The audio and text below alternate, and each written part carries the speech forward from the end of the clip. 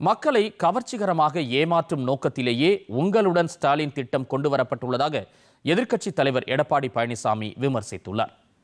சேலம் மாநகர் மாவட்ட அதிமுகவிற்காக நெடுஞ்சாலை நகர் பகுதியில் அமைக்கப்பட்டுள்ள புதிய அலுவலகத்தினை திறந்து வைத்தார்.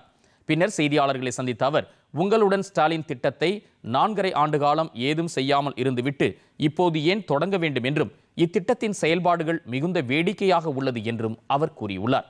மக்களை கவர்ச்சிகரமாக ஏமாற்றும் நோக்கத்தில் திமுக அரசு உங்களுடன் ஸ்டாலின் திட்டத்தை கொண்டு வந்துள்ளதாகவும் எடப்பாடி பழனிசாமி குற்றம் சாட்டினார்.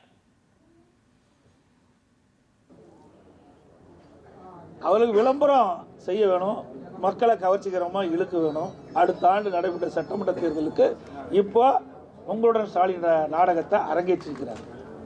ஏன் 4.5 ஆண்டு காலம் மக்களுக்கு செய்ய வேண்டிய பணிகள்லாம் செய்யல?